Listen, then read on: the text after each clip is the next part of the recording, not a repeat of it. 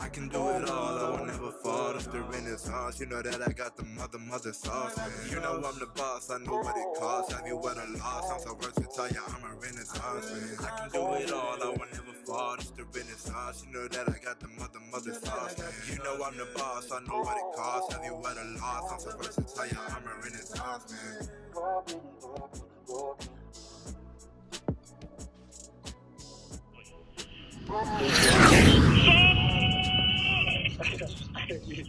Congratulations, brother.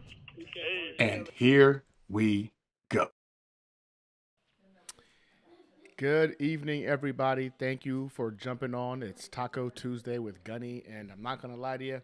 I just walked in the house from the office. Traffic in Houston took away another taco opportunity, and for that, I do apologize. Yeah, so I'm gonna jump right into it. I think it's been one of those weeks where it's been kind of somber, right? We saw opportunities for, of course, some good news yesterday with the James Robinson signing, but in all actuality, I think it's safe to say that New York Jets fans everywhere right now are kind of on the fence, right? We're kind of concerned and worried about what our season is going to look like. And as devastating as it is, I think there's some things for us to look at that we can be positive about. And of course, there's the negative, right? We had literally two Pro Bowl players on the offensive side of the ball get hurt on Sunday. There's no other way around it. The Jets were able to go ahead and still get the W, get the win. But what it boils down to is we are now without Elijah Vera Tucker, arguably our best player on the team. I think our most versatile piece, a leader on that offensive line, a leader in that locker room, somebody who, in essence, I think, put it all out there in order to do what he needed to do for the betterment of the team. And that can't go without being said enough. I think Elijah Vera Tucker, we're not just going to go ahead and miss him on the field, but we're going to go ahead and miss his overall presence and energy. And talking a guy that literally embodied that whole team first mentality, and that's a loss. That's a loss you don't come back from very easily. And then of course, Brees Hall, our offensive rookie of the year. I don't care what anybody says. There's no way anybody was going to touch that kid. He was offensive rookie of the year already in my eyes, in your eyes. It was just a matter of him getting through the season, and that award was his. Also, potentially a Pro Bowler. Heck, some would tell you potentially All-Pro in his first season in the NFL. He was averaging an absurd 6.2 yards per touch. You know how disgusting that is? 6.2 yards per touch. We're talking about an individual player that when you gave him the ball, he was good for, every two times, good for a freaking first down. And now he's gone. Torn ACL with a meniscus injury. And there's really no telling, saying just how bad it might be, or if this could potentially be one of those things where, he's ready for the season opener or not. The good news is this. This isn't one of those career-ending type of injuries that, we're accustomed to have seen back in the day. Back in the day, this happens, and everyone's distraught. It's a wrap. We don't know if he's going to come back. We don't know if he's going to have the same ability to go ahead and have that burst or that long speed that he displayed thus far in the first 7 games of his career. And he's going to go to the best doctor. Hopefully he's going to go see the same old boy that freaking hooked up Zach Wilson. Because let's be honest, we would like to see our boy get, that premier, repair done to his ACL and, of course, his meniscus. It's the timetable right now is that he should be back in time for the start of the 2023 season. Elijah Vera Tucker the same. He has a torn tricep, which is an extremely painful injury, but also should make a full recovery and be back to old form next year. So again, it's just one of those things where, what do we do now? What do we do now? I think we've had the proper amount of time as an organization, as a fan base, to mourn the loss of 2 perennial Pro Bowlers that are currently on the roster that have been very, very impactful on this run that just have been on right now, 5-2. And let's be honest, we lost these guys going into arguably one of the most important games of the year. we're playing the Patriots, the hated, despised Patriots. Now, granted, I'm pretty sure as the day went on yesterday, it got a little bit better for the majority of us as Jets fans. Okay, case one. Joe Douglas would not be denied. He did not wait to go ahead and see, how Michael Carter could carry the team. He did not wait to go ahead and see if Bam McKnight was going to be enough in order to go ahead and continue this rushing attack the way we've seen it. He went out and he got James Robinson from the Jacksonville Jaguars. Now, what's funny about that is James Robinson of the Jacksonville Jaguars is a very, very, very good player. And yet somehow, some way, Joe Douglas was able to go ahead and get this man for a 6th-round pick, conditional 5th. Now, why does that matter? Okay, look, Michael Carter is good. I think the majority of us believe that before we got Breece Hall, that Michael Carter was going to be running back one on this team. I think also the majority of us, after getting Breece Hall, had no problems and no quarrels with the fact that they were going to be splitting the touches evenly. Running back 1A, running back 1B was how we were looking at things. Obviously, an individual like Breece Hall ran away with the opportunity. There was no ifs, ands, or buts about it. It just appeared that he was not going to be denied, and we can't argue with that. I mean, the boy is good. Like, he's really good. But Michael Carter ain't no scrub. And James Robinson, that pickup, man, I'm not saying he cures everything. You cannot replace a Breece Hall and an AVT. You just can't. Those guys are definitely, again, I think, are going to be Pro Bowlers for a very long time, at the minimum, in this league. But what we did was we fortified yet a position of concern. Michael Carter no longer has to carry the entire weight of this team on his shoulders in the rushing attack. I think this was an A-plus trade by one Joe Douglas. Joe Lewis says, Breece and AVT are two of the toughest injuries I can remember as a Jets fan, and to have both happen on the same day was just brutal. Joe, bro, you're preaching to the choir. I remember seeing him go down, and I was praying that it was just a meniscus, like something like minor, right? A strained MCL or, a bruised knee. I was even okay with a dislocated kneecap to an extent, because at the very least, he could come back by the end of the year as we're trying to make a push for the playoffs potentially. And somebody said, like, no, it wasn't, it wasn't a knee. It was a head injury. And I was just like, I didn't see that. But okay, I'm okay with that. At least we know if it's a head injury, it's just a matter of time before he could come back, a couple of weeks. And, of course, we got the devastating news the next day that it was, in fact, an ACL and MCL. But this is the crazy part. I don't think any of us thought that AVT was going to be going for the season. I know I didn't. I thought to myself, all right, it was an elbow injury, they were saying. Maybe he's out for a couple of games, but we'll get our boy back. Easy day. And to find out that wasn't the case, yeah, that got devastating really fast.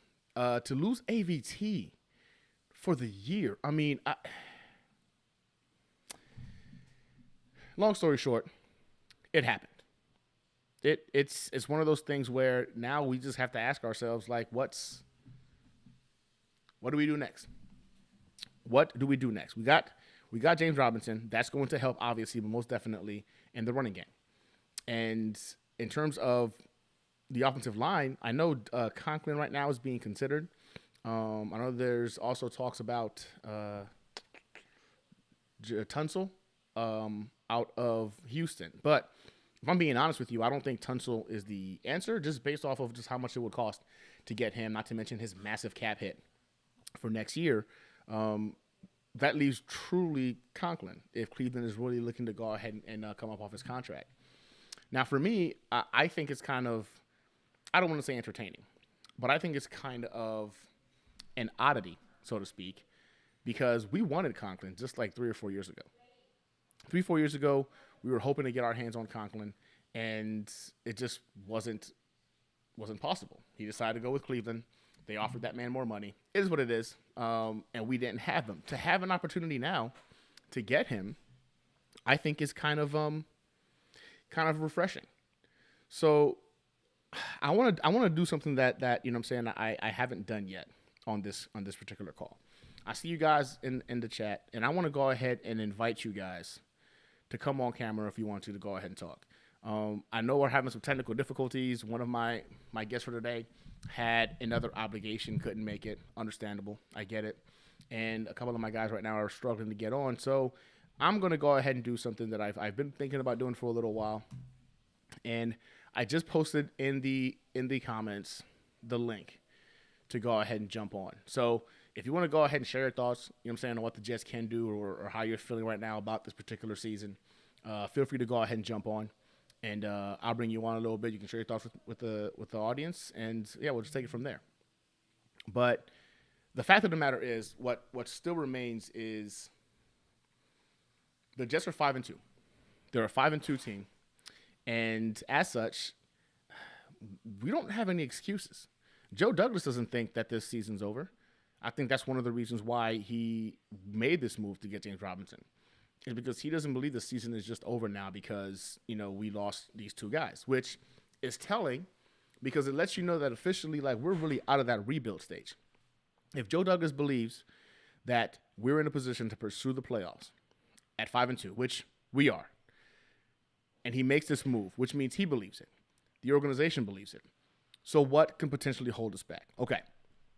So the Patriots last night, if y'all were watching that game, just got blown out by the Chicago Bears. And personally, it made my heart so happy. I was so ecstatic, so happy to go ahead and see them take that L. Like it, I watched that game laughing as Mac Jones went in there, looked like he was a bum. Then we got the pleasure of seeing good old Zappy. Apparently they're, Tom Brady incumbent come in there. He looked like a bum. And they took a pretty embarrassing loss last night in their own house. Like that happened at home in Gillette Stadium. And it was done by the 29th ranked defense and an offense that, let's be honest, it's been stuttering throughout the entire year.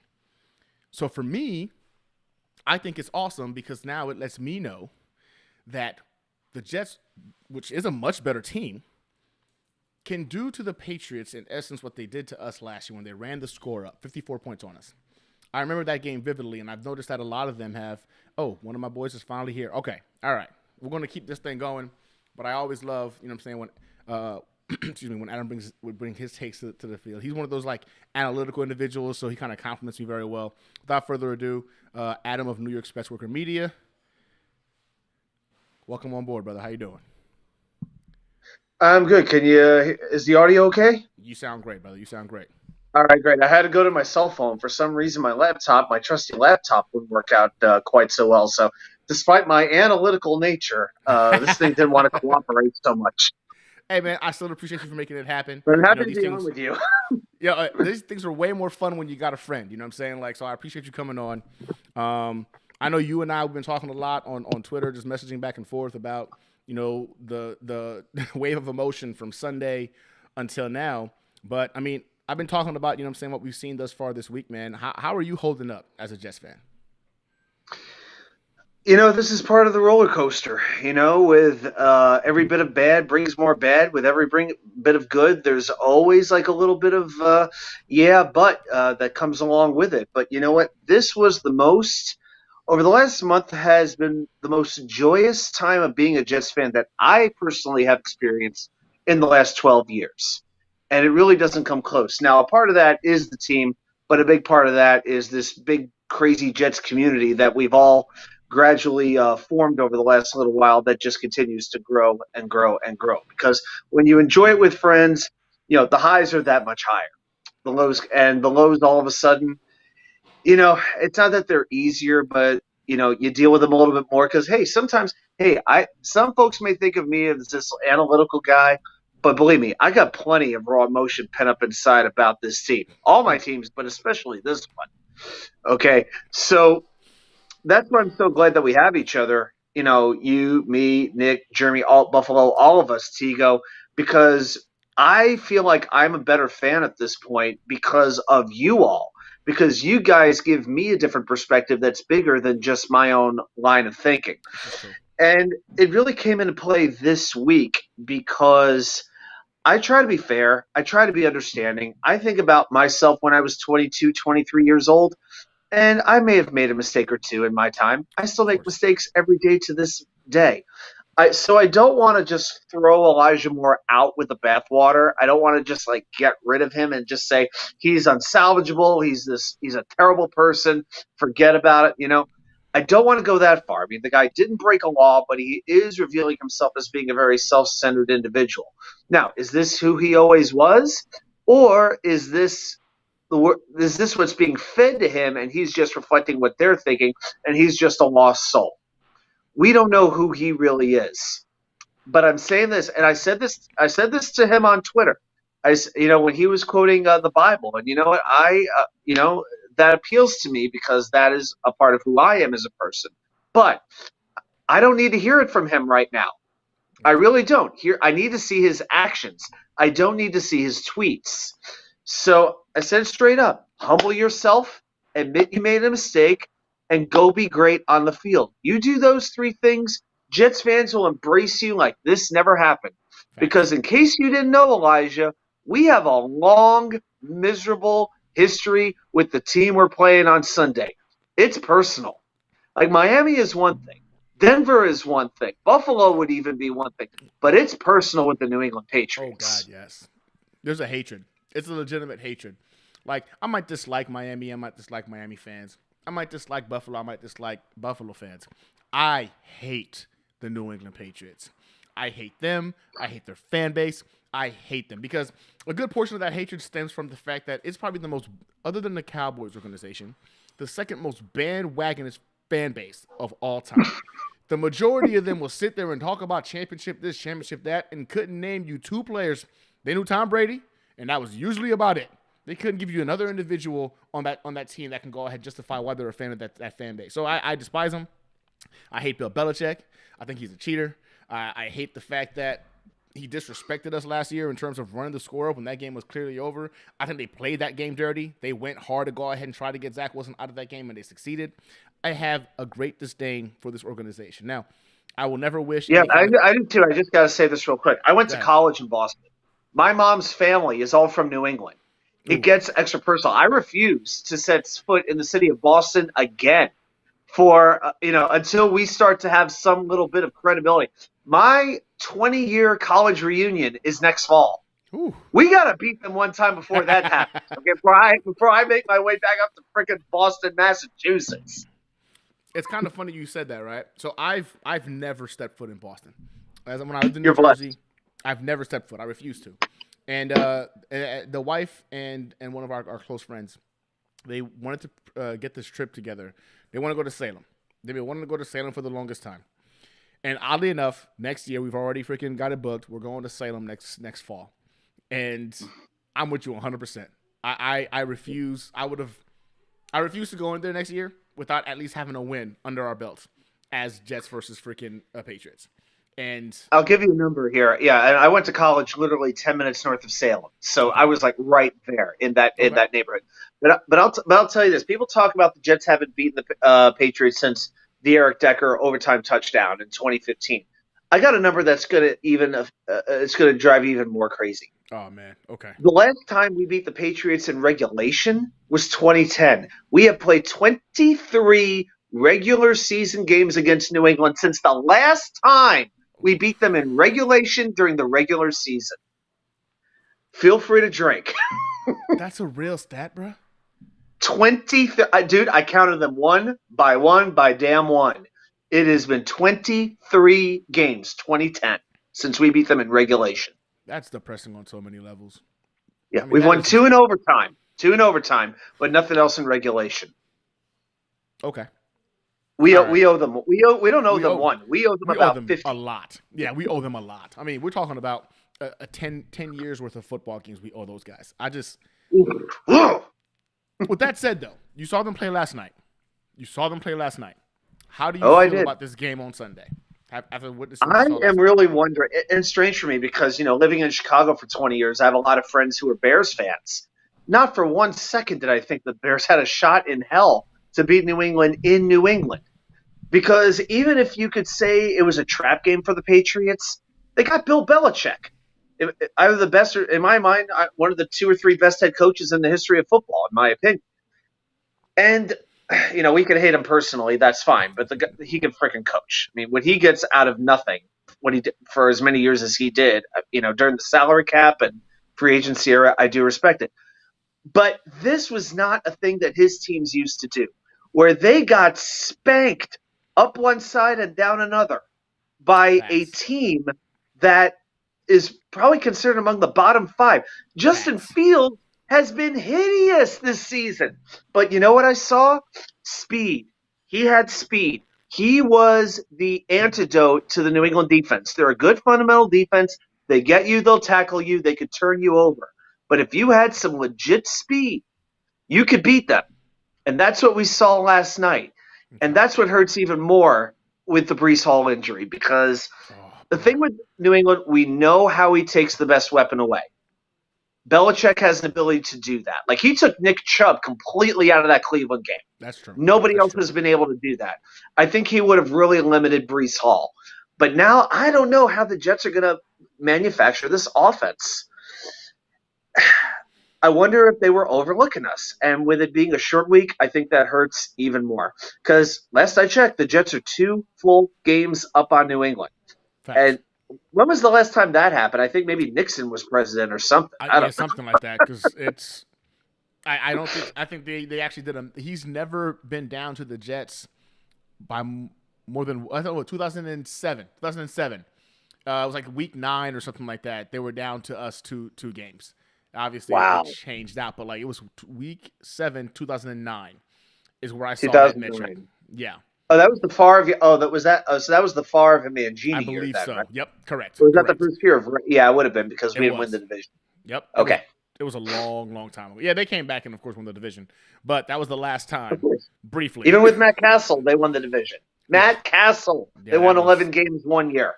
So That was so depressing. I'm not gonna lie. I thought that was going to be the year where we figured it out, because, I mean, with the great Tom Brady going down, and Matt Castle decided, like, yeah, I can do what Tom Brady does. You know what? I could do it. Yeah, okay, he could do it. And then he left, and what did he do? Nothing. And then nothing. That franchise has made a lot of money for some bad quarterbacks, because somehow and bad coaches. Let us not forget bad head coaches.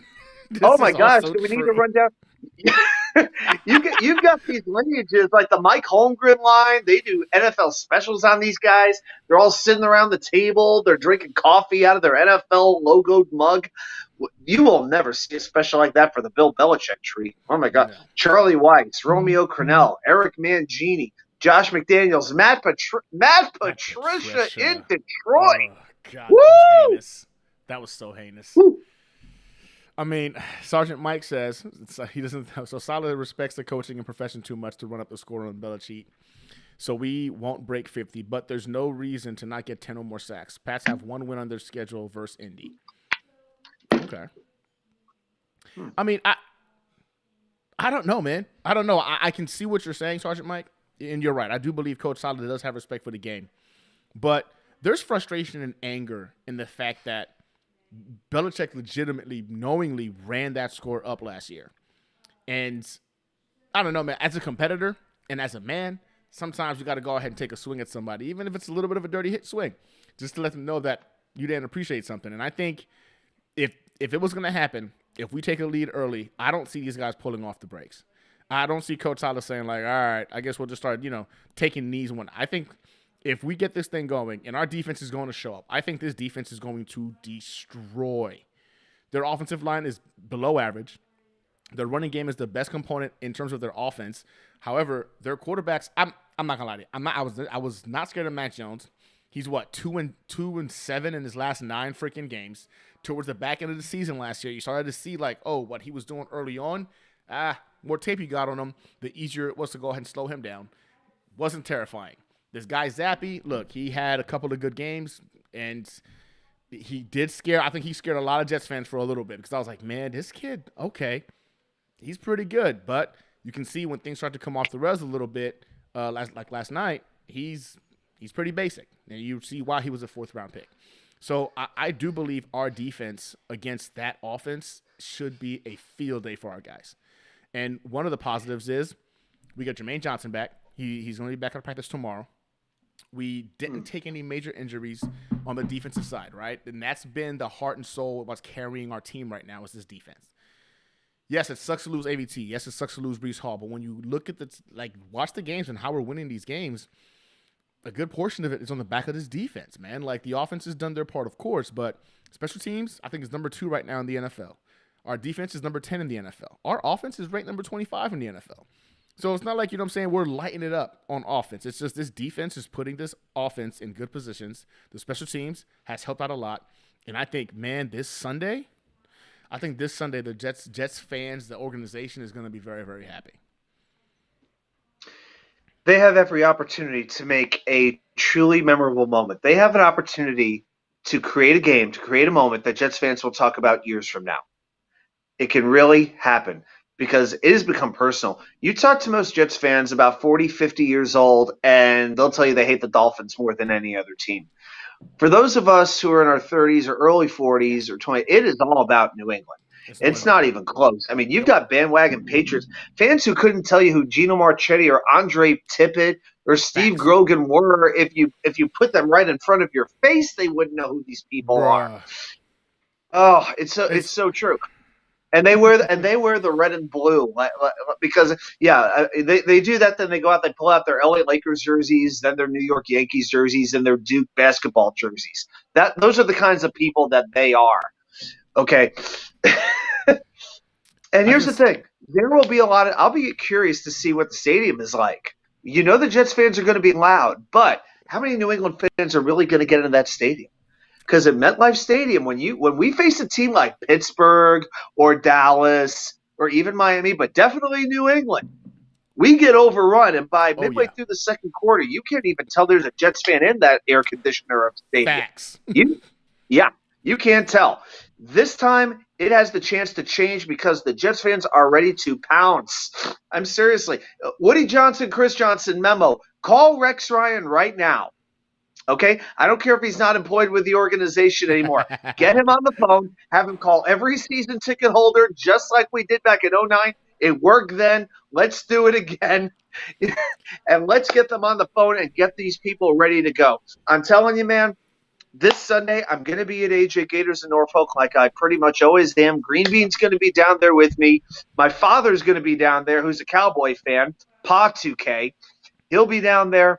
And I'm going to be dressed – yeah, Pa 2K. That's right. I will be dressed in all black. I'll always have my green helmet on, but I'm going to be wearing all black for this game. I always have a Jet jersey on. I'm making an exception, just like the Jets are. It's going to be black from neck to toe, every little bit of me, because I want to represent what the Jets are doing. I'm glad we don't have to see white on black anymore. This is a statement. Well, I just like Joe Beningo said for the last week on WFAN, I want blood. This is personal. Don't tell me it's just football. With this team more than any other team in all of sports, this is our opportunity to make a big statement. And you know what? Beat the hell out of them. I could handle, losing the next game to Buffalo before the bye. Oh yeah. But give me that New England game. It's sad because the hate for the Patriots, not sad really. It's what it is. The hate I have for the Patriots is so deep. It's so deep that I literally sat here today and I was at work just freaking looking at YouTube videos and whatnot of them playing last night, how bad it was, them playing, and then we're underdogs. We're underdogs in our own house against that what we saw last night, which I thought was so disrespectful. I sat there and I said, you know what? If we won only 2 more games this season. Okay. As long as those 2 games were against the Patriots, I would call this one hell of a season. And that's how much hate I have for this organization. If we could only win 2 more games, and God said, you know what, y'all got 2 more in you, we'll give you the Patriots. Y'all gonna sweep them this season. One hell of a freaking season, bro. Like I can't even begin to express to you how I would celebrate. The only way I would say no is if we lost those 2 games but still made the playoffs. Now, that would require beating Buffalo, but we haven't seen the playoffs in 12 years. It's been a minute. That's twice as long as the next team, which is Denver. It has been twice as long as anybody else. And yeah, with New England, it's weird because there are some teams where I don't hate the franchise or the organization, but their fans are just The annoying. fans, the fan base. Yep. Yeah, right. The fans. The Patriots are one of the very few teams where the fans and the organization are just pricks. Top And to bottom. there's no other way to say it. Whether it's Robert Kraft and his happy ending, he's marrying women like a third of his age or whatever. He goes to Chuck. They go to the movies. He gets the senior discount. She gets the children's discount. It must be wonderful. Whether it's the over the top attention that Brady got, whether it's Belichick and the boat, whether it's all these, all the different players they've cycled in and out over the years. Richard Seymour last year calling us the homecoming game when he got his jersey retired. It just showed we were the Washington Generals to their Harlem Globetrotters. How many more years of this can we take? How many more years?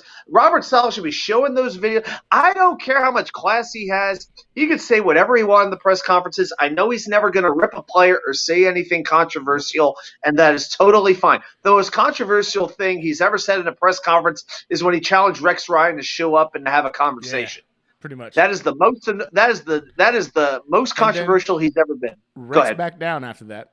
So they met. Rex backed down. Right, after they that. met. Did they really? I didn't know that part.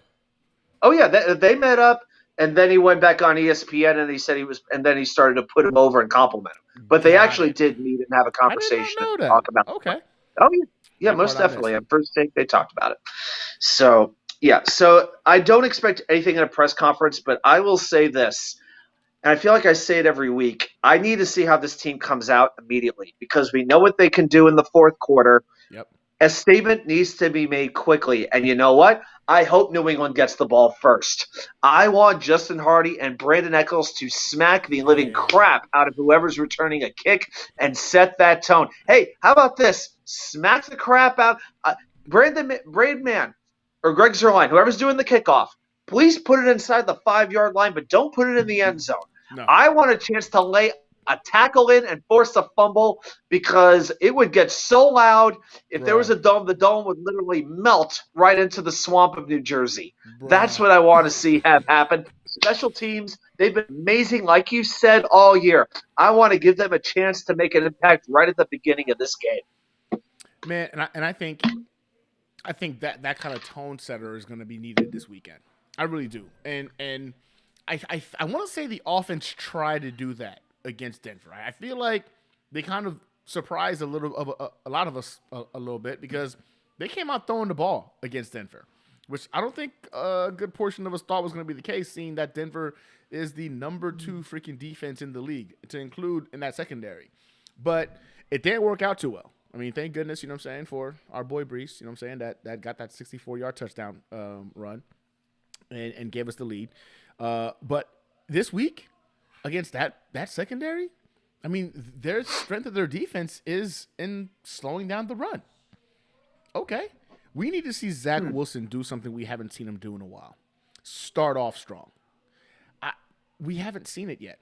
And with that said, how do you feel about Zach Wilson going into this game? And what does he have to do to kind of show us something? Because right now I think there's more questions about Zach Wilson than there are answers. And at some point or another, if he wanted to tell us or make a statement for us as an organization, as a fan base, against the Patriots, would wake us up. Here's what I will say about Zach Wilson. Number one, he's won every game that he has started this season. That does mean something. Facts. He hasn't had to win games, but when he's had to come through, he's been able to do that. See the game against Pittsburgh. Okay, I can live with Zach Wilson being Eli Manning, where he's just an okay regular season quarterback, but in the big moments he has a way of stepping up. If he has Eli Manning's career of 2 Super Bowls, MVPs, what Jets fan wouldn't sign for that? I'm not worried about the pretty numbers. I'm just worried about wanting to have a quarterback who can lead when he needs to do it. People asked us, we were doing all these roundtables and things like that on different shows throughout the offseason. And they would ask, what do you want from Zach Wilson this year? I wasn't talking about touchdowns. I wasn't talking about interceptions, yards, completions, number of games played to a lesser extent. But what I needed to see more than anything was to see him take this team down the field and win a game. We saw it happen in Pittsburgh. We saw him blow the crap out of Miami. We've seen that he can do it. Now, this offense is clearly not in sync the way we want it to be. Right. I can live with that. Things like the timing, all that stuff can be developed. Okay. But this is a quarterback, and I know this sounds very obvious, but just hear me out. This is a quarterback who needs a clean pocket more than anything because he was dominant at BYU because he had a wall in front of him with, I think it was Brady Christensen and the other offensive lineman in front of him. When he has time to throw here, he's getting, I think, more yards per pass attempt. He's second in the league, I think, to Jalen Hurts. Yep. Pretty, which is pretty impressive. Very impressive. But when he's rushed, he will give up on the play quickly. He will run out of the pocket, and then you see the whirly bird, those types of moves, and that's when we start. That's when he gives us all, mild heart attacks. Yep. For crying out loud. So that is why the Elijah Vera Tucker loss was to me more devastating than the Breece Hall loss. As much as I respected Mike Breece, it all comes back to the offensive line, and AVT was the Swiss Army knife of this offensive line. Now we've got Cedric O here in right tackle. And the Patriots have Matthew Judon, who's got, I think, 9 sacks this year already. Yeah, he's a beast. Devastating. He is the one player on the Patriots that I fear, offense, defense, special teams. Yep. The only one. All right? So the first priority of John Benton, Robert Sal, all these coaches, it has to be can account for number 9. That's what it's all about. And with Cedric O at right tackle, can he do that? We'll find out. Can Dwayne Brown do that without taking another penalty? We'll find out. So if that means – I feel like I'm almost at the point where I was in the first couple of weeks where if that means you put CJ in as a blocker, then you do that. If you put him in for – because his snap counts have been increasing as the weeks have gone on. Sure. I think this is a situation where you have to do what – you almost need a spy for Matthew Judon. And I think if they could do that, it will give Zach a very good chance to succeed. I think both Patriots safeties got hurt on Monday. Kyle Duggar and I think Adrian Phillips. I think they both got hurt. Yeah, they took some injuries last night. Yeah, they took a few lumps. So maybe that's a chance for Ty Conklin to do something. One of the biggest pass plays against Denver was a short pass to Michael Carter that he took about 25, 30 yards. That led to that field goal, I think, at the end of the second half. I believe that was the drive where that happened.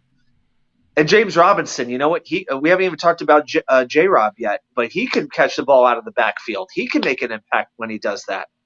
So Zach did a lot better last week when he was throwing 10 yards and less, which is kind of weird because last year, what did Jets fans talk about? Oh, he can't hit the short pass. He can't do that. Well, he was – right. Well, he was 0 for 5 last week on passes more than 10 yards. So it might be a situation you get those quick passes, especially with an offensive line that is suspect, more so now than it's ever been. You throw screen passes, you throw swing passes, quick slants, trips formations, different things like that, and you create space for these playmakers.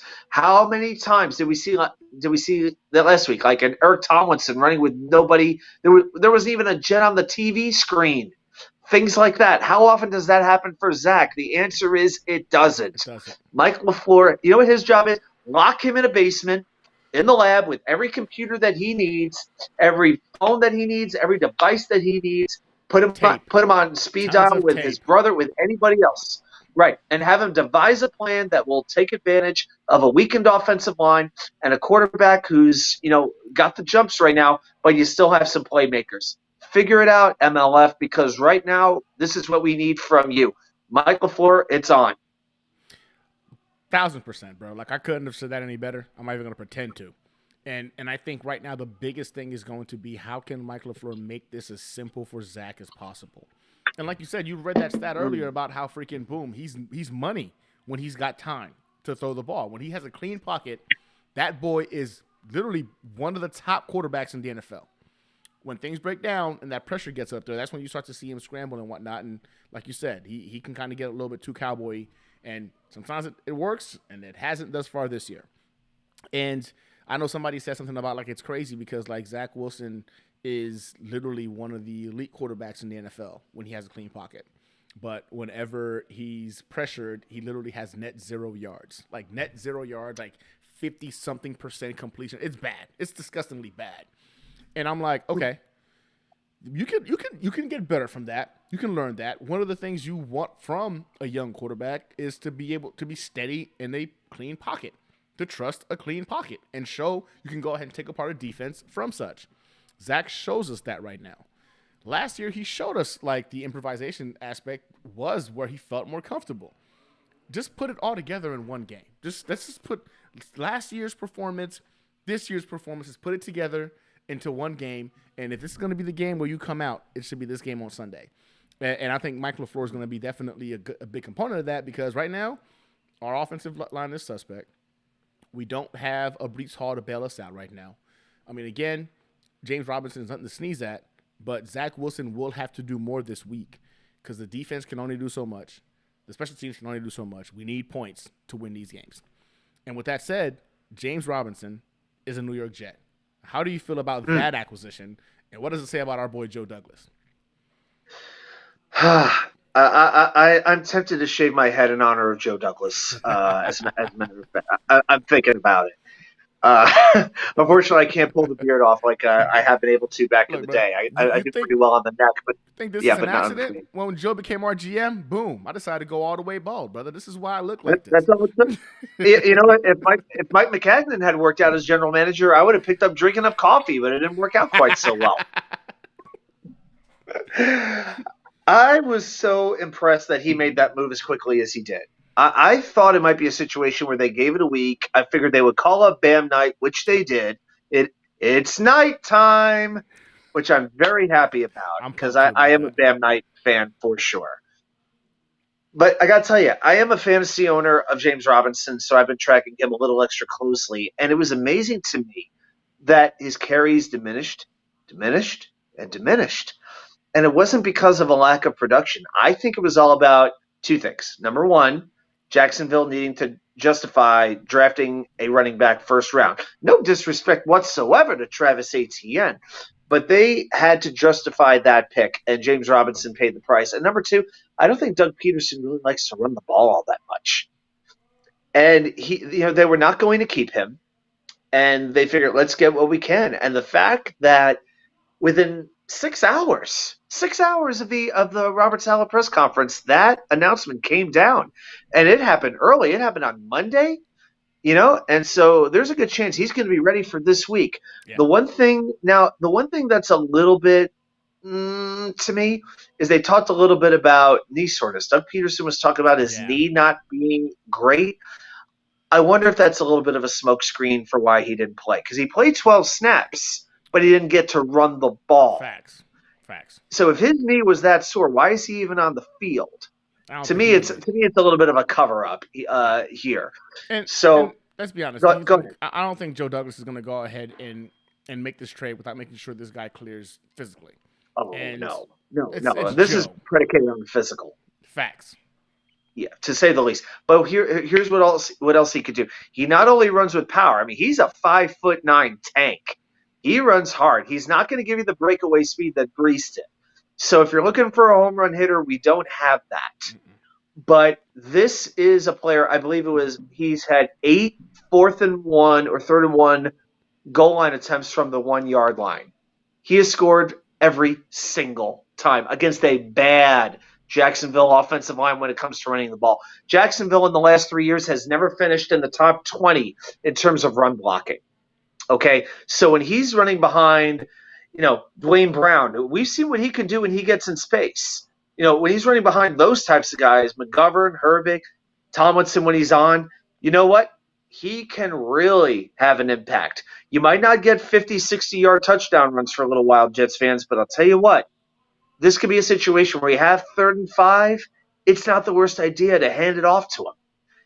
It can actually work. He could catch the ball out of the backfield. He's proven that many times, and he blocks well. He's a good pass blocker.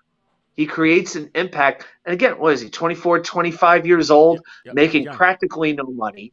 And he's a restricted free agent, so you could build an offense around Hall, Carter, and Robinson. Oh my goodness. And I'm glad you brought that up. This could be dynamic. So Thank you very much. Now let's see, though, how this looks on Sunday. I don't know if Robinson is the best match for defense because he doesn't have the big speed. I'd like to see a little bit more Michael Carter this week than I would James Robinson, to be honest with you. Okay. But I want to see situations where maybe Robinson could throw a couple of blocks for Carter, because we saw when Hall and Carter were on the field together, it worked well. You saw Carter throwing blocks for Brees Hall, big plays happen. This time, how about seeing James Robinson throw a block for Michael Carter? I'm telling you, it could create something. Let's I'm see what glad you Michael brought Ford that comes up. up. I'm so glad you brought that up because one of the stats that I'm glad improved, you're that glad. impressed me a lot was the fact that James Robinson in 63 pass block protections has allowed 0 quarterback hits as a running back. 0 quarterback hits and 0 sacks. You're right. 0 sacks. That to me that was a beautifully impressive stat. And with that said, Tigo talking Jets with Tigo has joined us as well. Appreciate you, Tigo. I know you had the baby and whatnot, so I really appreciate you coming on. We're talking about freaking what we need to see on Sunday, right? In order for the Jets to have get a win here. So you just heard freaking Adam do his part. What is your thought process on winning on Sunday? I think it's like ultimately when it comes down to this game, it's not about anything. It's not about anything special, like or anything crazy or anything like that. I think ultimately, what this game is going to come down to, us winning against New England, is about keeping the main thing the main thing. That's it. We're winning games, right? Yes. I made a video about this earlier this week on why us winning the Denver game and why winning it in such an ugly fashion was so important, because we had 4 wins going into that. Now we've got 5, right? We've won 2 games coming from behind in the fourth quarter. Everything's on the quarterback. We got to throw the ball a bunch, and we did that with 2 different quarterbacks, right? So we got that win. Then we had the win where, you know what, you get ahead, you get the lead early, and you hold the lead, and you make sure that you're stout defensively, you keep putting points up on the offense, and you do that. And then we just had this win where it's, you know what, the offense wasn't going, but you're going to chip away at the score, your defense is going to hold, and you're going to win the ugly, ugly game. This team has won multiple types of games in multiple different ways and in a whole bunch of different things going on. And that being said, we just saw what a really, really, really, really, really bad football team could do to the New England Patriots. Yes, we did. In New England. That guys, that was at Gillette. That was, the sea was painted so in red, white, and blue. That was in Gillette. Now imagine what that looks like in a sea of green. Nothing but Gotham green, because the fans are going to show up. Dude, like I said this, and I've said this a long time ago. Like I said this after we were 4-2. I said this after we were 3-2. I said this after the Pittsburgh game. I said this. When have you gotten away from a win like that and felt this confident about this team? Because it's not like it was that long ago that we were 5-2, right? It was, but like what I'm saying is, like, I remember that season. No, but like I remember that season. I didn't feel this way. I remember the last time we were 4-2. I didn't feel this way. So it's just like, just keep the main thing, and then never, ever, ever take your foot off the gas. That's it. I think one of the biggest things that we have that could potentially be the game changer this week is our defense. Like literally secondary, defensive line, the linebackers have shown up. We've got Joyner right now leading the league in safeties in terms of interceptions. Like I don't think any of us saw that coming. I know a lot of I ate the receipt because I really didn't see that dude balling out like that. But this is, we all did. We had to. We had to. This is complimentary football across the board. And you're right. Yep. We don't need Zach. We don't really need Zach to go ahead and have the ball out this weekend, right? But I think we're gonna need Zach to at least have a couple of plays where you're like, okay, it's against the Patriots. He's got to go ahead and do something to get points on the board because, like Adam just said, we don't have a Brees Hall right now. There's no home run hitter in the running game anymore. Carter's fast. He's fast. But nobody on our roster has the kind of breakaway speed that Brees Hall did. In fact, the run he got the touchdown on in Denver, 21.89 miles, is the fastest clock speed of any ball carrier this season. Second That was fastest. Wow. fast. Is it second now? Yeah, literally like 6 plays later, Seattle took it. Kenneth Walker took it. God, By Kenneth like Walker? Kenneth Walker Damn, we should 22. have drafted It's- Kenneth Son Walker of a. first. It Don't was you? he got 20. It's 22.1 or 09 or like he barely like I think he went like what Brees went 21.94 or something. 21.89 was what Yeah. Reese was. It was, and then boom, he got 22-0 Son of essentially. a- Well, Yeah. Brees was running in Denver, so there was a little bit less oxygen Yeah, in the air. less So let's oxygen, take that into higher account. elevation. You got to go account for ahead. the oxygen differential. Yeah, let's be honest. Yeah, I get it. I had to go through basic in Chicago in the winter. You can't breathe in those conditions. Horrible. I lived there for 20 years. I know what's up. You can't do stuff like that. I just Oh, man. the thing is this though, right? So like one of the things that people I think keep forgetting is that Zach Wilson played the Green Bay Packers, and they were a top passing defense in the NFL. Not to mention, they run the same exact offense that the Jets do. They know they have an advantage in that concept alone. Is we kind of understand the concept, how routes develop. You know what I'm saying? What you need to do to go ahead and make plays happen. Zach Wilson still got the W. Then he goes to the number 1 defense and number 2 defense overall in the NFL. It was ugly. It was hideous, actually. There was nothing pretty about it. But he did what he had to do. We won the game. No matter what, if Zach Wilson throws one interception in that Denver Broncos game, we might be having a very different story in terms of Victory Monday. Might not be the case. So Zach Wilson has been doing what needs to be done in order for us to win these games. But with that said, a good portion of it has been Brees Hall. I mean, let's be honest. The guy was 6.2 yards per touch. You know what I'm saying? 6 touchdowns. Like he's been killing it. There's nobody that's going to replace Brees Hall. That's just not going to happen. So it's going to have to be a collective. So in order for this Jets team to get this W on Sunday, as much as we know we don't need Zach to go ahead and have to carry the whole thing because we are playing complementary football. It's literally 3 facets. Everybody's pulling their weight. Zach Wilson is going to have to do a little bit more this week to pull his weight on that offensive side. And Adam, you said it perfectly. That when he's been asked to do it, when he had to do it, he's done pretty well. This is, I think, the 22nd ranked defense. So literally of the last 3 defenses he's faced, this is probably going to be the easiest matchup Zach has dealt with since coming back from injury. Well, minus the Steelers defense. So what can we expect or should we expect from Zach Wilson on Sunday? Go ahead, Tigo. You go first. I think honestly, I think a lot of people are misinterpreting or misunderstanding like the whole like Zach, I don't think Zach really needs to like ball out like that hard this Sunday.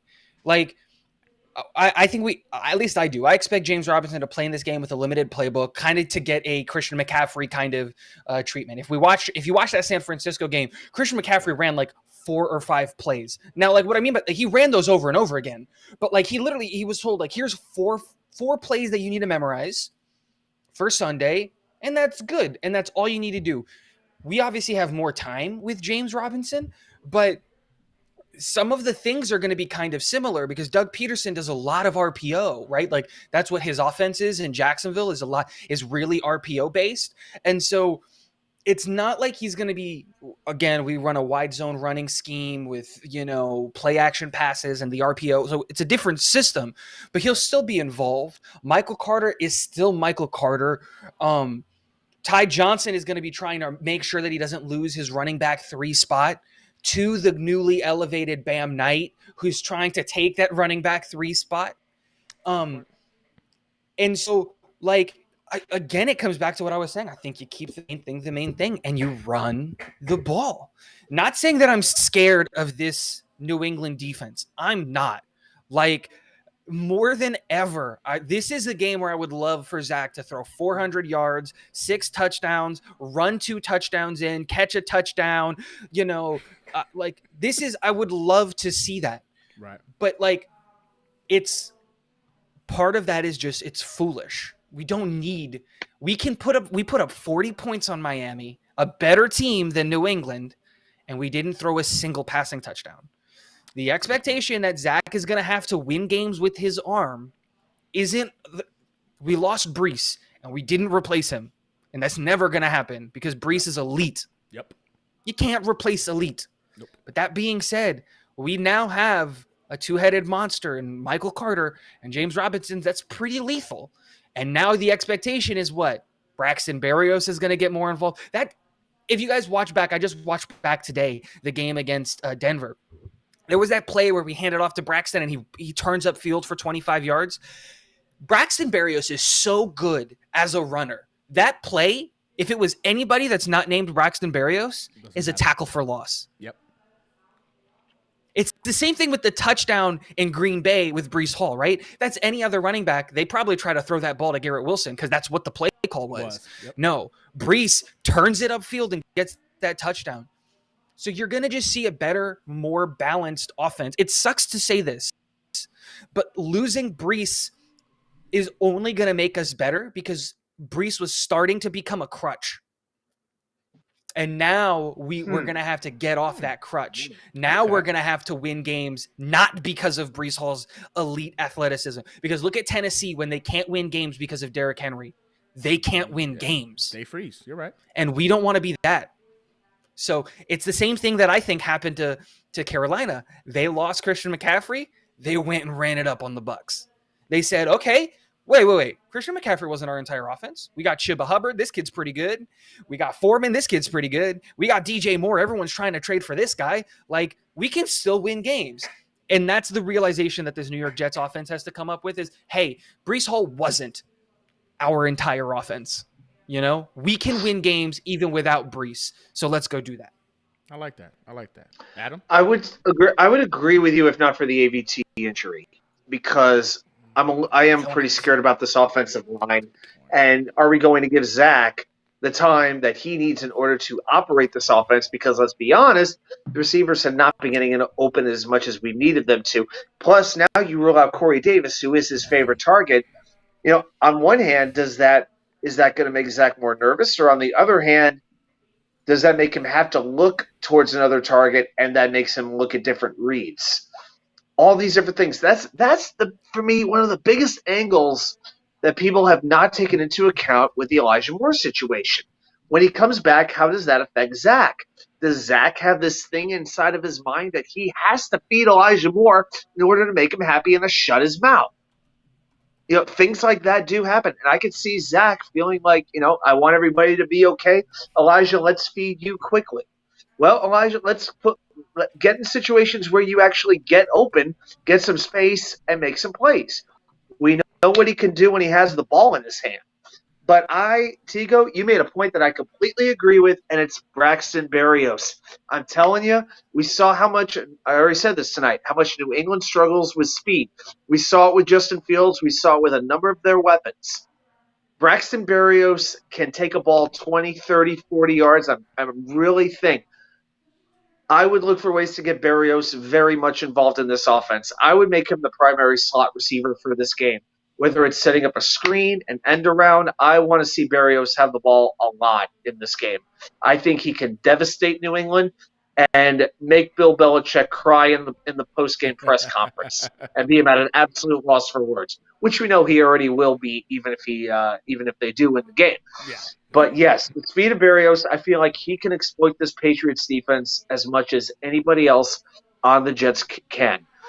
And you know what? Let's see Garrett Wilson. How about Garrett Wilson remind us of why we drafted him as high as we did? Why we felt he could be the offensive rookie of the year after week 2, not Brees Hall. You know, he's been around, but he has not done that much in the last month. I want to see Brees Hall take a step up too and just take over a game like he did against the Cleveland Browns. 100%. 100%. See, so I'm hearing you guys, and I'm loving what you guys are saying, right? And I do believe the Jets had the potential to win this game purely based off of both of y'all analysis. Zach doesn't need to do much.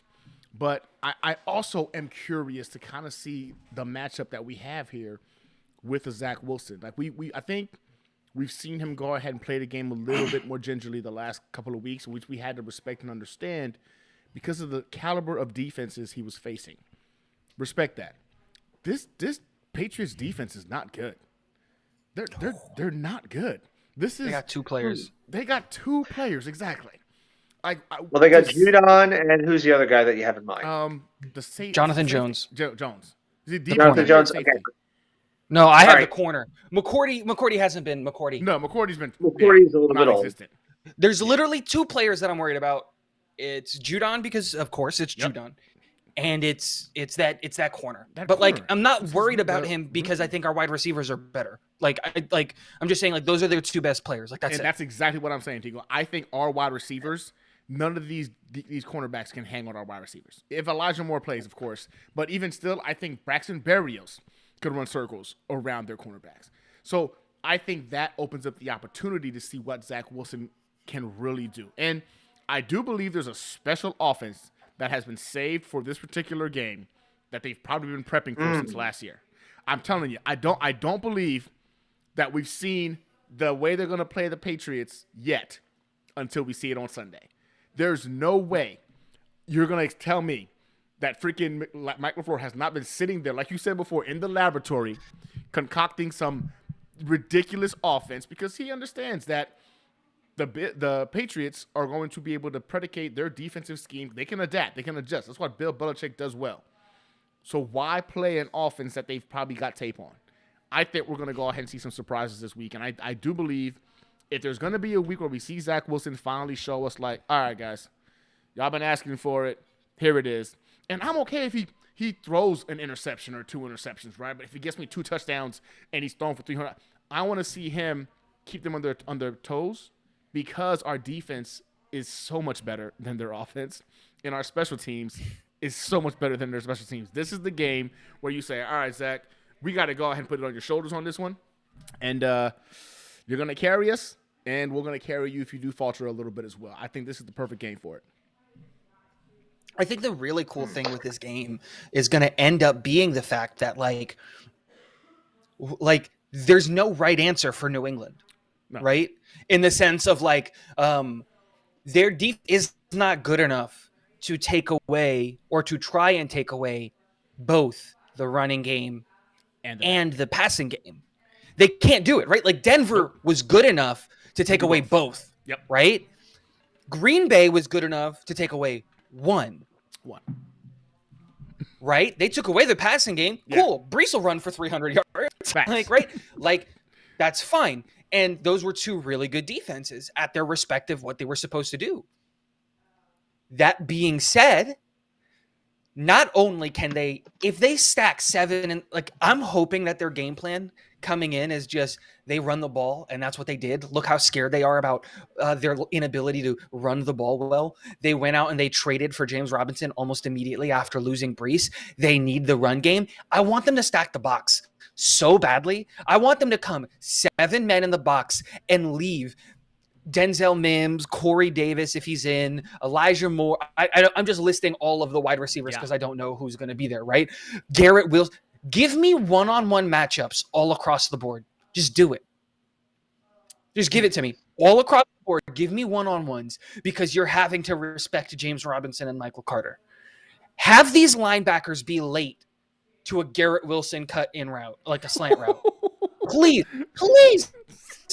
Because they're worried about it. Dude, please. Oh, and then Bill Belichick's going to do what Bill Belichick does, right? We got to adjust. They're passing the ball on us. We're going to drop 7 into coverage. All right, James Robinson, let's prove Jacksonville why they're run by an absolute bunch of idiots and they traded you away for a 6th-round pick. Go get 100. Hey, Michael Carter, go show this team that is not the Brees show. Go get 100. You know what? Like, I'm not the biggest Bam believer, but you know what? Bam Knight, here's the 100. Like, there's no right answer. Like, there's just no right answer for New England. Tigo and I have had a few back and forth about Bam Knight before. Dude, I so want 400 passing yards, 300 rushing yards, 9 touchdowns. I'm going to write this down. Go ahead. Keep going. How many return yards do you want? 3 interceptions. 3 interceptions from Sauce Gardner, all of them pick sixes. Oh, God, I don't think he's asking too like much. I said, all I want. I love it. All I really want from this game. Oh, thank you. All I really want from this game is I want Quinnen Williams to walk Cole Strange into insert whoever's the starting quarterback here. That's all I want. Cole Strange, yes. Hey, is David Andrews? Do we know about David Andrews, his situation? Because he was like down on his face midway through that game. Yeah, their center. Have we heard from what I've read is he's good to go. Yeah, he was just apparently the wind got knocked out of him or something from that blindside. Okay. Hit. Yeah, he should be fine. The one thing I want to say with this defense is let's not get too caught up on this one game against Chicago, because the 2 weeks before that, they shut down the best running attack in football in Cleveland. It was Nick Chubb's by far his worst game of the season. And the week before that, they beat the Detroit Lions to a pulp. I know the Lions have the worst defense, but their offense, the offense, it had been working, and it had been working well. They couldn't do a thing. So I think we need to be careful about disrespecting the Patriots defense.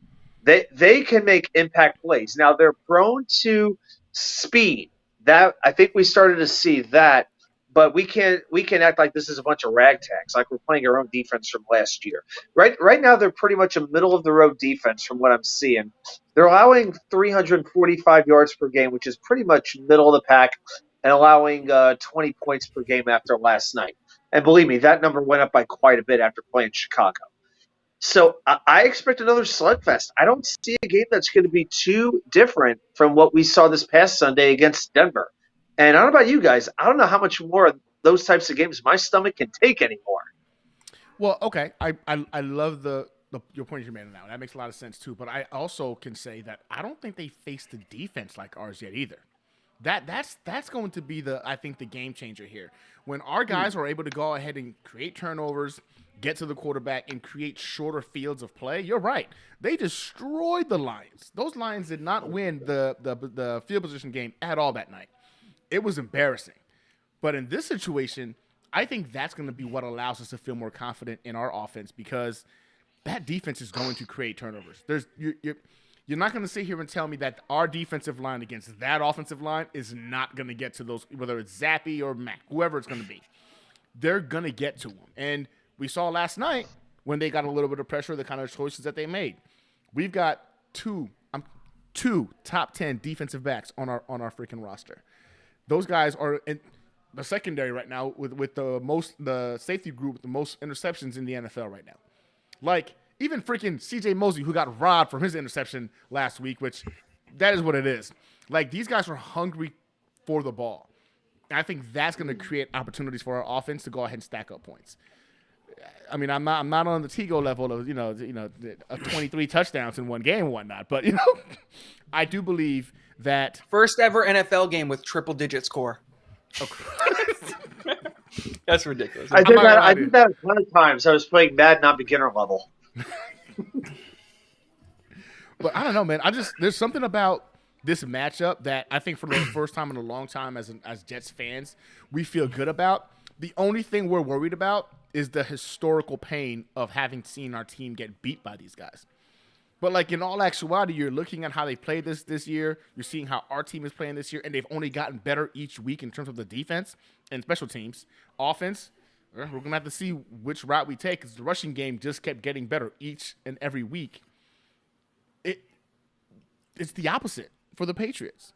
They've been sporadic. For the first time in a long time, they left that continuity that once terrified us, because their offensive game plan was money. Their defensive game plan was money. That's a great comment.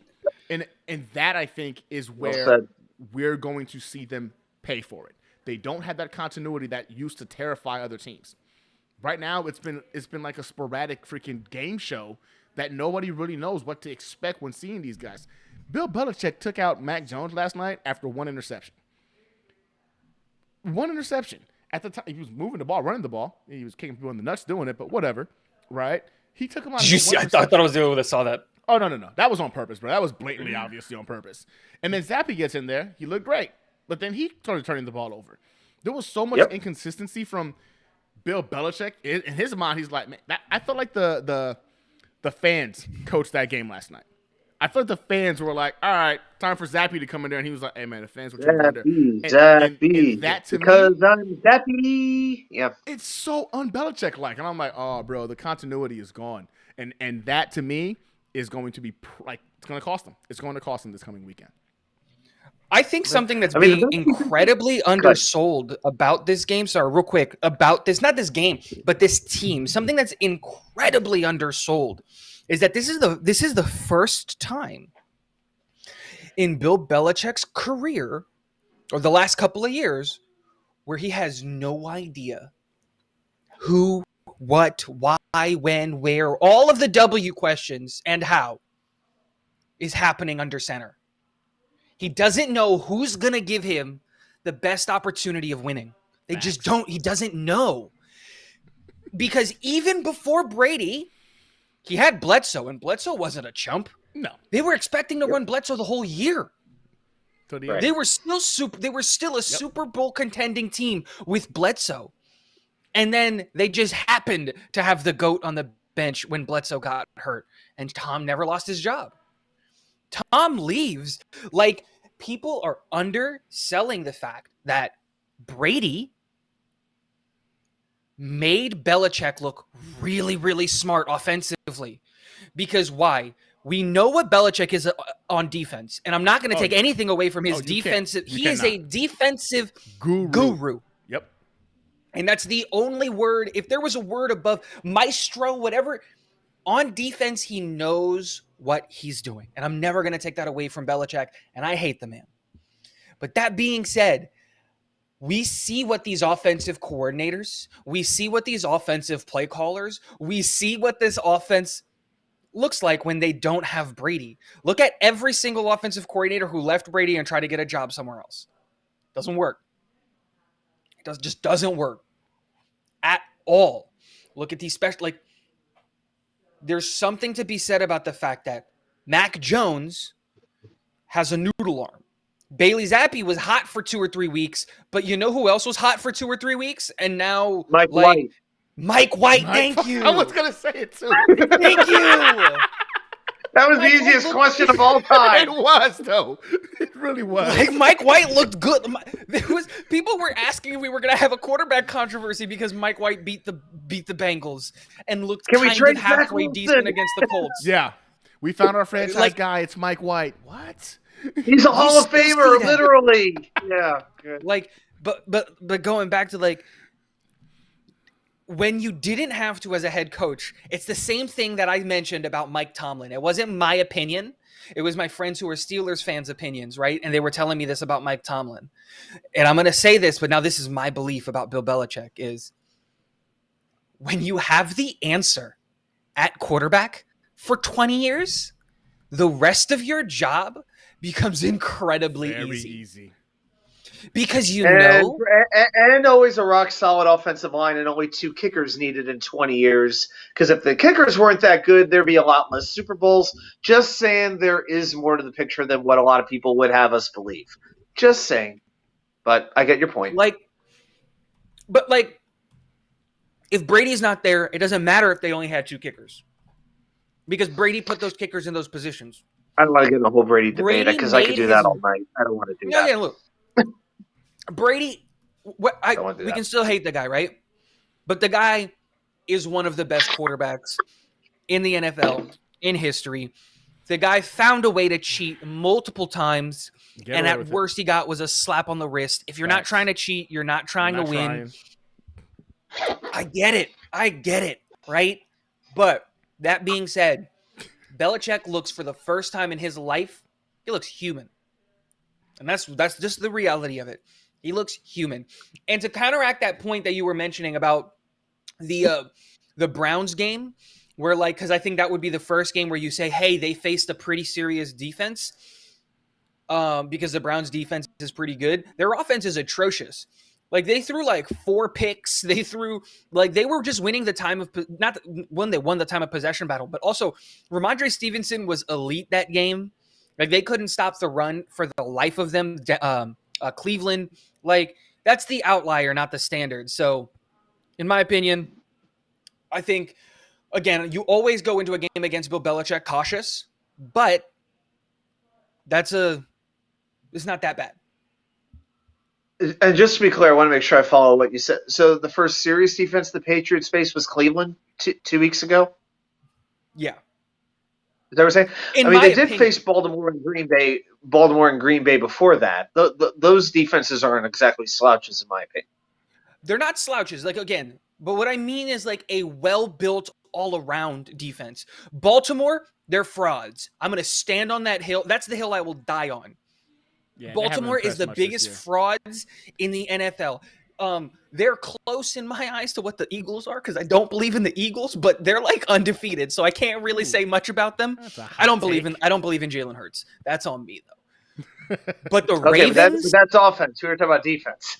but no, but the Ravens, I'm talking about top to bottom, offense and defense. They're frauds. Right. Their defense doesn't look good. They wasted, in my opinion, a first-round pick on a safety that hasn't looked good. Like they were taking, like, Tyler Linderbaum is excellent. That's a great pick by them. But then they go, like, there are other things that team needed. There was other players and other things available when they picked. And it seemed like every pick that the Ravens made is kind of coming back to backfire them. And they're about to lose Lamar in free agency because they're not going to be able to extend him. And what are the Ravens without a running back at quarterback? Like, the Ravens might actually get better when Lamar leaves and they finally bring in a quarterback. Side note, did you see during the Ravens game where they put Mark Andrews under center and they literally pitched it to Lamar? I was like, hey, they're finally accepting he's a running back. But while I get what you're saying about the Gunny, Ravens and let's the trade for Packers, Lamar, the running back. That's a great idea. yeah, Listen, Yo, he'd be- I would take him. I actually understand. go ahead, Adam. I know you've been. No. But the Green Bay defense is eighth in the league in giving up yards per game. So I do respect the Green Bay defense, especially that secondary with Alexander and Stokes and those guys. So I think that was a pretty good defense, and the Patriots still put up 24 points on them. So that's not too bad. But outside of the Packers, you can make the argument that the Jets are the best or the second best defense that they have seen this year. I think that's a very fair statement to make. All right. So we've already surpassed the hour mark, and I know you guys. I thank you again. I told you it was gonna take an hour, so I apologize. It's gone a little longer. So with that said, we talked about what the Jets need to do to go ahead and get a W. We all know we despise and hate the Patriots. Adam, I'm gonna start with you. What is your prediction for this weekend's game? Whew, it's only Tuesday night. I haven't turned the page yet. I'm coming down from my high after the mile high massacre. I know it was close, but let's just go with it. It sounds good. Again, I expect a dogfight. I expect this game to come down to the fourth quarter. I think this is a game where if the Jets don't beat themselves, they got a great chance. And by that I mean not taking 11 penalties again. Okay, it's great that they haven't turned the ball over for 3 games, but they cannot be taking these holding, ineligible man downfield. They cannot be doing that. And yes, it does take another step up from this quarterback. It absolutely will. And I believe he's capable of making it. And it's on the coaches to put him in a position to have a plan in place where he can succeed. And now that job just became a lot harder. It really, really did. But I think this is a field goal game. I think this is a Folk versus Zerline game. But I think the Jets are going to make a big-time play on special teams because they just have a tendency to do that. Without going too much into the details, which I'll probably do over the next day or two, I'm going to say Jets 20, Patriots 16. Ooh, okay. That's where I'm going right now. Okay. Subject to change. Subject to change. I got you. What you thinking, Digo? It's hard because, like, I haven't, like, I do a lot of prep for like videos and stuff like that, in the sense, like, when it comes down to predictions, and I haven't watched a lot of what New England is doing to really see how they match up against our team. And, like, while yes, it's fun to be crazy and be like 49,000 points and all of that stuff, when I think the reality of what the game is, I don't think it's as close as a lot of people think it's actually going to be. I have a hard time seeing New England's offense scoring on our defense. And while I do see this Jets offense stuttering in the beginning of the game and that first and probably first half of the second quarter, I think in the long term it gets going. I think we're probably looking at another Green Bay-esque type of game somewhere in the, I'll just say the same score. We're probably looking at 27-10, 30-10, around that area, because like I said, it's not like, if you're being super realistic about it, this defense in New England, this defensive staff has seen every iteration of every offense, of everything. They know how to adjust, and they know how to get their players to adjust in the right way. Zach is coming off of the worst game of his career, in my opinion, second only to the last time he played New England, or the first time he played New England, right, where he threw 5 interceptions. And so he's going to want to prove that he's, there's a lot of conversation about Zach right now. So we're probably going to see, I feel pretty confident in that, like 30-10 is where I'm going to start. This is my baseline. We'll see how that changes as I watch more tape and as I start to break down what New England does well and doesn't do well. But right now I feel confident 30-10. Oh, wow. Actually, Tigo, before we throw this, I got to ask you one question about that prediction. Yeah. Who is your X factor? Like, who is at the end? Who is the player of the game? That the Jet. Who is that guy? Okay, so those are two different questions, right? Because you asked who my X factor is and who the player of the game is, right? Because those are two different players in my eyes. Because I think the X factor, the most important thing that's going to happen in this game, is one player on offense finally living up to the hype that he has. And I know what a lot of you guys are thinking. It's not Zach Wilson. It's Laken Tomlinson. I think that Laken Tomlinson has been coasting for far too long, and he got a bag by the New York Jets, and he has been bad. Now, when we lose Elijah Vera Tucker, somebody needs to step up and fill that role. If Max Mitchell was here, I'd say Max Mitchell, but he's not. We won't see him probably until after the bye, if I'm being honest. Yeah. Right? Probably the same thing with Fant. So somebody needs to become that leader of that offensive line, and not just be a vocal leader, but lead by doing, the same way that Elijah was doing. And that has to be Laken Tomlinson. Laken Tomlinson needs to take a big step up. He has to be the X factor. And if it was up to me, I would get him going early. I'm pulling him to the right side, and I'm sending Michael Carter and James Robinson behind Laken Tomlinson on big runs. Now, if I have to give like a way too early game ball, I'm going to give it to Garrett Wilson. I think Garrett Wilson's going to have a really, really big game. Okay. You talked about a guy reaching his potential. I haven't figured. Oh man, is he actually going to say Denzel Mims? No. I kid you not. I was like, he's going to say Denzel Mims. And it's not potential. It's not potential, because that's guys like, I mean, like, living up to it's. We gave him the bag, and he's not worth that bag right now, right? He's not playing up to his contract. Like, as much as we wanted to complain about CJ for all of those years, at least he was playing as a really, really, really damn good linebacker. Laken Tomlinson looks like a backup right now, right? And I did not like the CJ contract, but I liked the Laken Tomlinson signing, and it's looking more and more every week that we were wrong to like that signing. He's got to get better, and if he can play better this week, I think that'll spread across the rest of the offensive line. And I think the offensive line needs to have the mentality of, there's 5 of us, not just one of us. The season's not over because we lost one guy. We got this. And he's got to turn us all into believers. Okay. Hey, Adam, we got a question for you right now. If you are a Jets fan, are you hoping to see Mac Jones or Zappy at quarterback on Sunday? I feel like it's a very interesting question. I feel like I want the quarterback who has the lowest ceiling, and I feel like that's Mac Jones right now. I feel like Zappy is more of the dynamic quarterback where the floor is low but the ceiling is high. With Mac Jones, you pretty much know what you're getting, and I think the Jets can tee off on him. Plus, I don't see him running out of the pocket or anything like that. I think that front 4 can pin their ears back and just get after him. I think they can really do that. I think I would rather see Mac Jones at this point because I think he is – I wonder if that ankle, number 1, is where it needs to be. And he didn't get the whole game to get right. he was pulled quickly. I can't imagine that his confidence is at an all-time high like it was when he was with the Crimson Tide. So for me, let's attack Mac. That's what I want. I like that. What about you, Tigo? I want Zappy. Oh, snap. I want Zappy because he's the We better disagree quarterback. on a lot of things. It's only No. It's just No. I want Okay. Zappy. I want Zappy because I think he's the better quarterback, and I don't want any excuses from New England fans. I want us to go there, and I want us to punch whoever they think is their best quarterback, right? If that's Zappy, let's put Zappy in. Let's do that. Let's do that corner blitz again. We'll knock him out first time he touches the ball, and then we can beat up on Mac. Like, ultimately, I think we see both quarterbacks this game.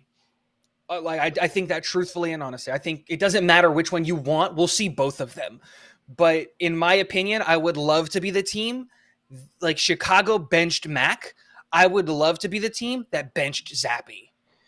And like, maybe Mac, got to bring back Mac. And now the conversation after the Jets game, when they both look bad, is not, do they have a quarterback controversy? It's which is the lesser, which horrible quarterback is least horrible.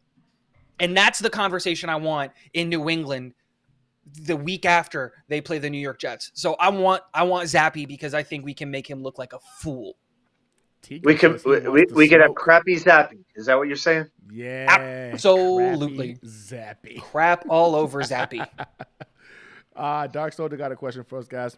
Do you think Salah will run the score of do you think Salah will run up the score or be the better person and play traditionally? I'm sorry, say it one more time. Cut out for a moment. Will Salah what? Do you think Salah will run up the score or be the better person and play traditionally? I pray we have that opportunity, but I don't think we're going to get there. Put it this way. I don't think we would be – I think Salah's too – I don't know. Salah's got too much integrity, which I'm very disappointed in. I wish he was a little bit more of a jerk right about now, just for this game. Just for 4 quarters on Sunday. I have heard people say in the past with my team, it's like, you know what? You're a Jets fan, so you have character. You know what? I'd rather have less character in my life and more championships at this point. So I'm halfway serious when I say that. So for me, if it came to that point, I don't think Sal would rub it in because you know what? He hasn't been in this organization for 20 years. He doesn't get what we get.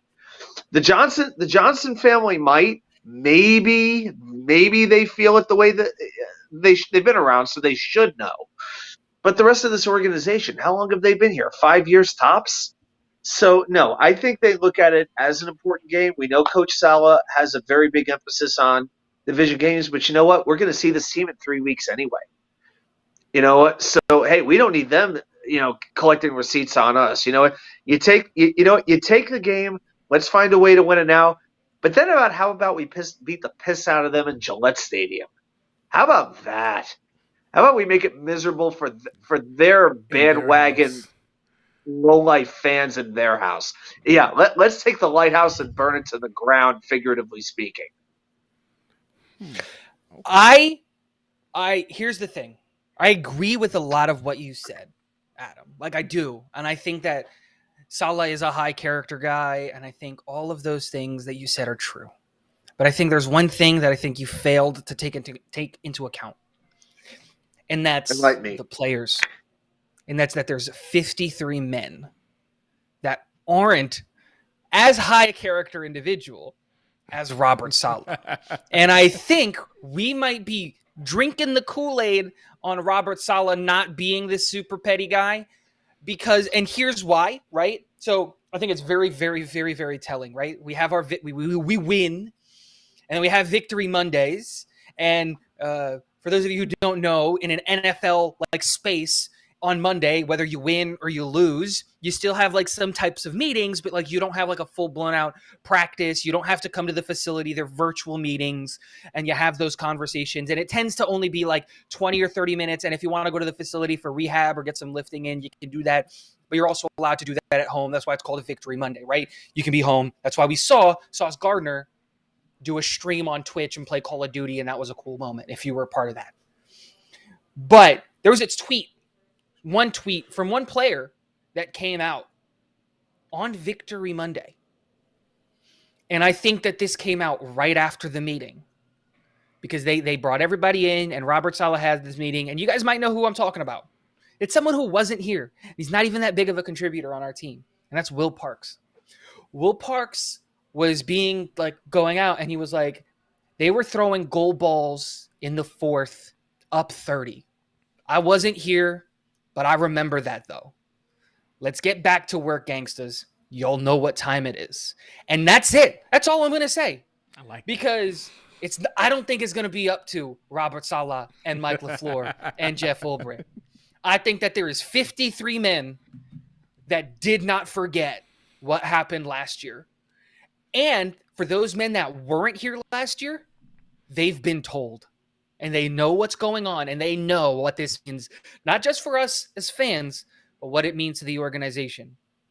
Will Parks and the rest of the guys that were here last year know that they tried to run it up on us and that they did run it up on us. And they're smelling the blood in the water and it's time. And I think we will get the opportunity to run it up on them. And we will. And again, I haven't watched my tape, but I don't think the foot ever comes off the gas. And I think that's because the players won't take the foot off the gas. They're going to go hard every play. And if Zach has an audible out of a run for a pass, he's going to take it. If he had whatever they can do to run up the score that the players have control over, they're going to do it. And one thing we know about Will Parks, he is one to hold a grudge. He was interviewed by the Denver newspapers after that game, and he said, "They didn't offer me a thing, nothing, man." Parks may be one of those leaders in the locker room that nobody even knows about, and this was a guy that we were screaming about had to be on the roster. Facts. And he was cut at first. It's hard to believe, but he was. And thank God they were able to keep him. Because there were a lot of players that we wanted to keep that left.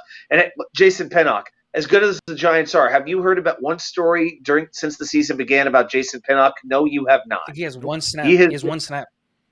One snap. Who would have believed it? So, yeah, thank God we kept some of the players that we were able to keep for this game. You know what? Do they take these games a little bit extra personally? Maybe they do, but the fact to me is it's such a young team. I don't know if they can really appreciate it in that way. I don't know if they're ingrained in that Jet culture, with what the Patriots have been, as the three of us are, as you all in the chat are as well. I put it this way. I love the chance to find out if we'd have a chance to run the score up on them. That's a great way to say it. It's just too hard for me to believe that it's going to happen. I'm not ready to believe that to that level. Okay. Why? Because I've been a fan of the team for 35 years. Yeah, when was the last time we were 5-2? He refuses to get his hopes up. Is what he's saying. I don't know what I forgot what when 2017. It was actually probably before 2015, that, I think. It's 2015. Yeah, it might have been. It might have been 15. Well, no, we won 5 in a row just to get to that game, to get to that last game in Buffalo. So yeah, I don't think we were 5-2 that year. I could check it, but yeah. Gentlemen, it's been awesome. Now, before you guys announce where people can go ahead and view your channels and see you guys, Jet, you had a good question. Did we announce who won the giveaway? So I will do that now. So I recently did a giveaway for a Bart Scott autographed football.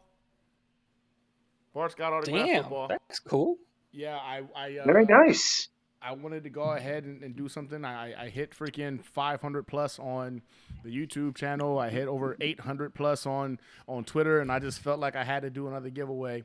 And the only prerequisite was whoever shared my video the most for the Denver Broncos game preview. And I got feedback from that particular whoever shared it could win. So whoever shared it the most. And I'm not going to lie to you, Paul Boy Green, I literally gained 17 new subscribers on YouTube and almost 37 new Twitter subscribers, and they all literally claimed you. So yeah, I don't know what you did, if you called people that was in your Rolodex and said, hey, I need you to go follow Gunny Bobrin, but I appreciate you, man. So Paul Boy Green definitely won the autographed Bart Scott football. I appreciate the support, man. And again, more stuff coming. And I got a creators only freaking giveaway I'm plotting right now for, and it should be kicking off here in about a month. So you two definitely be paying attention for that. I'm going to make sure you guys get the link directly to that whenever that comes out. It's just creators only. Just to say thank you, man, because you guys, I know you guys had other things planned, and y'all jumped on last minute to kind of help me make this stream more entertaining tonight. So I truly appreciate you guys. Go ahead and tell the people where they can go ahead and watch you guys. Tigo, you go first. Alrighty, cool. Well, pretty easy there. Talking Jets with Tigo, doing that. That's on YouTube, on Twitter. It's Talking with Tigo, or no, it's Jets with Tigo. I don't remember. I just changed my Twitter handle. I need to remember that. But yeah, daily content on the YouTube channel. Really, this week is the beginning of the revamp of the channel with different shows and different things like that. Really trying to take the content game a little bit more seriously. So a lot of new and exciting things going on, working on bringing on guests and having different opinions and different conversations and, just not just give you guys my opinions, but try to give you a little bit of a deeper analysis of what I think of this team and the potential and the players and the everything like that. But that's it. Talking Jets with Tigo. And for me, you can find me at NY Sports Wicker Media. I do not just Jets content, but I do Mets, I do Rangers. Even put a Yankees video up during the playoffs as well. There might be some Knicks talk coming. Hey, if something moves me, I'm going to talk about it. I try to put out a new video nearly every day, sometimes 2 videos a day. But every week during the football season, I put up my confidence picks, where I try to pick the winners of every game. Last week we did okay. We went 10-4. It's just some of the big games we got wrong. Then we do the 5 after the game, the 3 key plays you might not recall that affected the outcome of the game. I really enjoy doing that. And we always do a game preview video. I kind of designed that for the Virginia Jets Fans Club that I help run down here in the Norfolk Tidewater area. But anybody can watch it. And, hey, we're going to have Green Bean down here this Sunday for the Halloween festivities. Okay. So, yeah, Green Bean's going to be here. We're going to be doing a Halloween costume contest. So we're just inviting everybody who comes down to dress up, and the club is going to vote on the best costume. Now, I'll go ahead and give it away. The prize for whoever wins is going to be a replica Jets Super Bowl ring from 1969 with Namath on the side. That's awesome. So the winner will get a Super Bowl ring. How about that? That's nice. That's pretty cool. That's really nice. Yeah. Gentlemen, again, I really appreciate you guys. I know this was last minute. Thank you guys for bailing me out and making this episode of Taco Tuesday with Gunny just a little bit more entertaining. With that said, good night, everybody. I'll see you guys next Tuesday.